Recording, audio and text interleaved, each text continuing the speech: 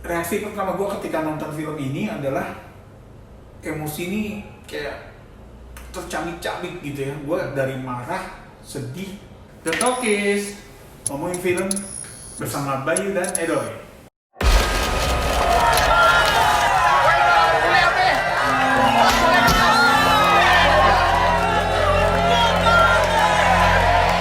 Buat ngerayain kemenangan teater kita nanti semua.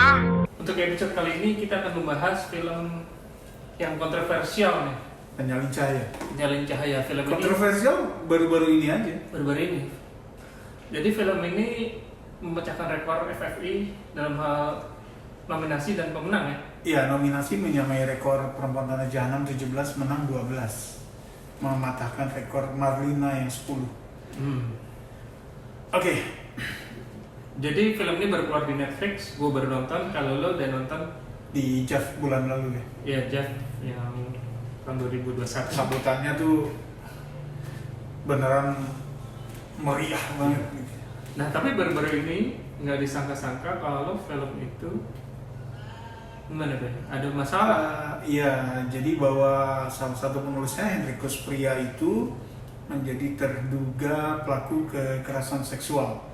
Kita nggak perlu masuk ke detailnya seperti apa, tapi yang jelas kami bersimpati terhadap korban siapapun itu, korban kekerasan seksual. Itu I don't know, one way or another mungkin.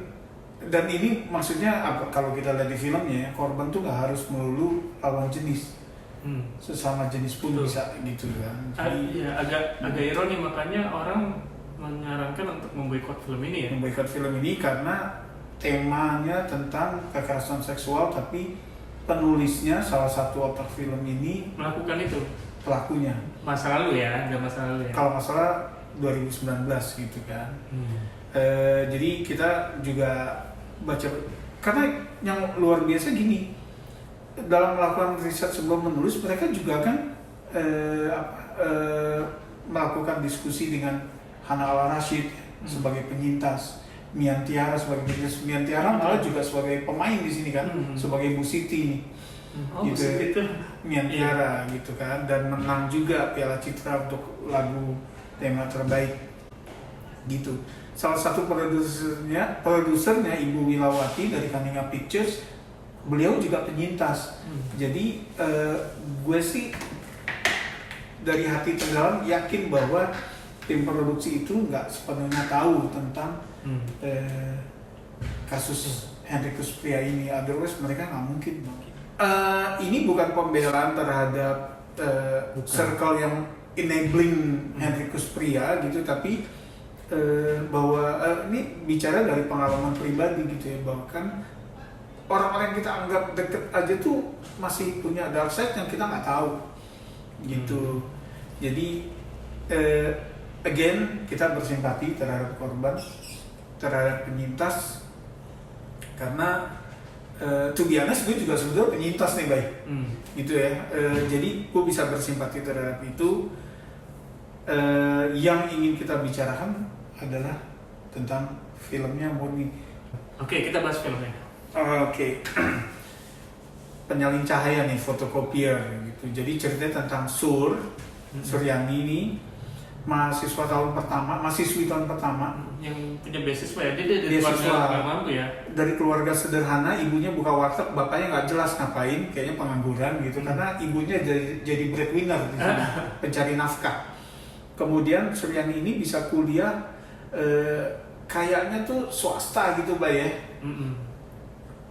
Dia karena mendapat beasiswa karena dia pinter. Dia pinter. TI apa? Teknik informatika. Iya, IT ya gitu ya. Pokoknya dia dapat itu. Nah, dia juga aktif di teater Matahari sebagai web designer. Desainer sesuai keahliannya. Sesuai keahliannya gitu kan. Nah, kemudian kelompok teaternya ini, Teater Matahari, menang, dikirim ke Kyoto. Mereka ada pesta-pesta lah gitu loh. Jadi kalau lihat trailernya kan udah tuh. Suryani udah dibilangin sama bapaknya, lo jangan nggak boleh minum lo gitu. Ya. Karena mereka dari keluarga yang naif lah, maksudnya bukan tipe orang yang dugem. Ya, mereka religius nih. Oh iya. Kan ada adegan Sholat berjamaah, bapaknya jadi imam gitu ya, walaupun ibunya breadwinner, tetap yang jadi imam tuh bapaknya kan gitu ya. Jadi memang dari kalangan konservatif. Dan ternyata apa yang diingetin sama bapaknya benar kejadian. Ini Suryani mirip. ya dicekokin kan. Iya, walaupun dia minum dikit lah gitu. Tapi lama-lama temennya minum dikit-dikit. Iya, gitu jadinya. Tahu-tahu pas bangun udah besoknya dan di rumah. Siapa yang nganterin gitu kan? Nah kemudian karena dia kesiangan, dia lagi proses untuk jadi tiap semester dia harus Presentasi evaluasi gitu loh beasiswanya. Nah begitu nyampe kampus kaget dia ternyata udah viral. Iya, foto-foto dia lagi tenggeng nih, lagi mabok ya. Dia posting di sosmednya gitu. Yang dia harus delete-deletin ya. Iya gitu. Nah, beasiswa adalah jalan satu-satunya dia bisa kuliah. Ya, gitu. Nah, jadi dia terancam diputus beasiswanya. Secara de facto memang udah diputus gitu kan. Diusir sama bapaknya.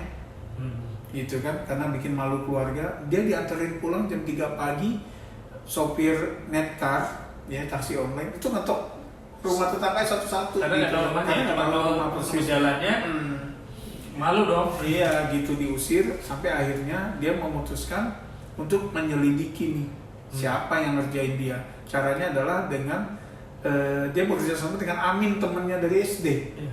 Cuman sebelum itu yang men-trigger dia adalah ketika dia kan pada saat presentasi nggak sempat mandi ganti baju ya, jadi dia dari baju kemarin pas pesta tuh dia kebaya langsung press-pressnya. Nah pada saat dia mau buka baju ternyata kebalik.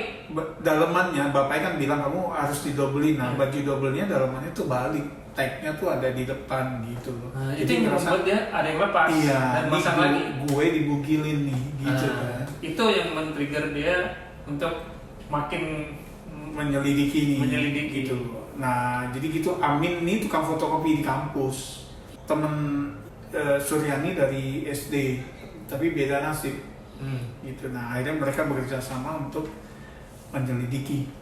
Caranya adalah dengan ngehack foto handphone teman-teman seteaternya. Karena dia harus transfer file, masukin USB kan. Nah pada saat itu jadi detailnya ini dapat, tegamnya dapat, dan ini jadi walaupun ini selain berbicara tentang kekerasan seksual juga masuk ke ranah kayak detektif gitu. Ya. Gitu ya.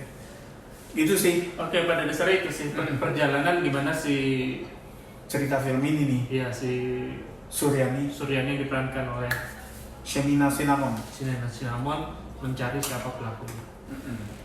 Reaksi pertama gue ketika nonton film ini adalah emosi ini kayak tercabik-cabik gitu ya. Gue dari marah, sedih,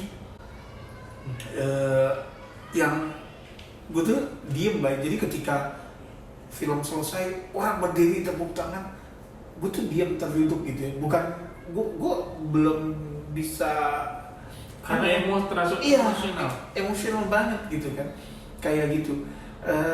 Semuanya ini selain karena skripnya detail, terus actingnya super semuanya ya.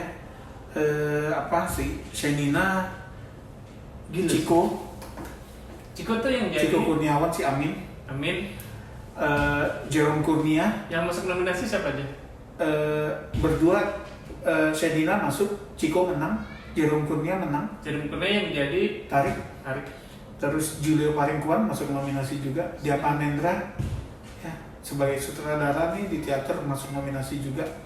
Ada Lutesha. Julio Paringkuan yang jadi si Rama ya.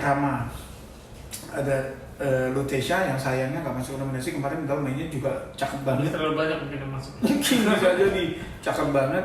Terus ada Nandung Simatupang. Itu yang drivernya, Pak Burhan. Gue pengen mukul dia sih. Udah diwakili kan? Gitu.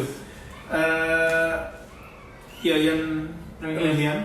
Terus ada cameo lah dari Tanta Ginting, Adipati Dolken, gitu ya. Doni Damara, Ada Lukman Rosadi juga, bapaknya Yuni, main jadi Civitas Akademis. Lukman Sardi. Ada Lukman Sardi sama Ruth Marini. Nah terus ada adegan yang buat gue tuh triggering banget nih. Pertama ketika Tarik akhirnya ngamuk di depan teman-temannya, ketika dia dibongkar ya bahwa dia di sidang gitu kan. Gue gak mau bahas detailnya, tapi ketika dia pecah itu emosinya dapat banget di gue. Kedua yang emosinya juga dapat dialog singkat Sur sama ibunya di motor. Selebihnya adalah acting Shenina yang intens itu membuat sepanjang film lu emosi lu nyangkut gitu ya. Lu gak bisa santai nih. Karena Shenina tuh intens banget di situ. Dan gue emang setuju lo bilang tadi actingnya gila, dan bagi gue itu penyutradaraan yang dari awal udah berasa bahwa ini kayak nonton acting. Kayak beda nih. Iya. Kayak bener-bener nggak acting semuanya gitu. Kayak ini apa ya? Beneran gitu. Itu kalau bukan karena direction, pengarahan. Sama yang gue suka di sini Jakarta tuh, yang ngomong Jakarta itu emang Jakarta banget gitu. Gue sangat deket dengan keluarga yang orang tua ke anak tuh ngomongnya gue lo, gitu ya. Itu deket banget gitu. Syutingnya juga deket-deket sini nih, baiknya yang baik. Kejompongan, Gramedia, Betara Budaya juga. Iya. Itu kan lewat terus. Gitu. Terus waktu nonton gue yang anjir ini gimana ngarahinnya, gue sepakat sama lu. Ngarahinnya gimana? Ternyata kan ada Q&A ini Bang. Ya, setelah pemutaran, sebelum dan pemutaran mereka masuk ke dalam kan. Ada Q&A, ternyata kejawab. Jadi di saat proses penulisan skenario, pemain itu dilibatkan. Sehingga mereka bisa kompos kata-kata. Ciko Kurniawan kayak nggak baca skenario men, si Amin. Iya kan? Makanya gue begitu ngeliat, anjir pantas dia menang. Gitu loh. Jadi personality pemainnya ini keluar semua. Si Jerome Kurnia itu, gue inget banget waktu nonton Bumi Manusia, gue suka sama karakter dia, Surhove. Gue bilang nih, dia stand out nih. Ternyata di sini, oh gila men. Dan gue ingat salah satu temen gue yang gue nonton bareng tuh, adegan yang selain dialog ibu sama Sur, dia paling suka sama adegan ketika si Tarik itu dalam keadaan marah datang di rumah Pak Buran terus harus pura-pura senyum. Oh iya anjir. Itu yang gue bilang, oke, Jerome Kurnia nih emang layak. Dan kalau gue mau nambahin sih, Shenina Shinaman sayang banget dia berada di tahun yang sama sama Arawinda di Uni gitu. Any other year dia udah jaminan no menang. No question. Gitu. Jadi gue senang banget Shenina ini dapat spotlight, dipercaya untuk memanggul film ini gitu Pak ya. Dan dia begitu dikasih kesempatan habis gila, keren banget. Gue pernah bilang kalau pada saat kita bahas previewnya tuh kalau ini apa ya, gue mengingatkan gue pada film Veronica Mars. Karena dia dilecehkan, terus satu season pertama itu perjuangannya dia mencari dengan clue yang sangat kecil. Gimana dia ngembangin clue itu makin gede. Nah sebetulnya mirip tuh. Gue ngefans banget sama Veronica Mars, dan ya gue nggak ngeliat ini sebagai ininya sih, sebagai apa ya, terinspirasi mungkin. Kalau gue bisa nebak terinspirasi karena ya kayak gitu. Dan itu di circle-nya sendiri. Veronica juga kan dia sekolah di sekolah elit kan. Gitu. Yang sebetulnya secara status sosial dia jauh. Gue nggak tahu, mungkin sedikit banyak mungkin terinspirasi, nggak tahu juga. Menurut gue ini terlepas dari kasus Penyalin Cahaya ini film luar biasa. Menurut gue layak, mereka penghargaan yang mereka dapat tuh layak. In my opinion, ini one of the best of all time di sinema Indonesia. one of the best gitu ya. Tahun ini menurut gua ada 2 nih, selain Pandian Cahaya ada Yuni yang layak dapat jajaran film terbaik sepanjang masa di Indonesia gitu ya. Di jajaran itu. One of a Kind juga. Gue nggak tahu nih sampai kapan bakal ada lagi film kayak gini gitu. Kita tunggu karya berikutnya. Iya. Regas. Gua akan nungguin. Secara craftsmanship-nya dahsyat. Ya. Ada satu shot trademarknya Kubrick tuh yang pas siapa namanya si Shenina disuruh bikin permintaan maaf ya. Permintaan maaf ya. Gue ngeliatnya malah kayak Spielberg gitu tuh. Lo kayak Kubrick ya. Ya tapi oke ya. Tapi kita tahu itu apa.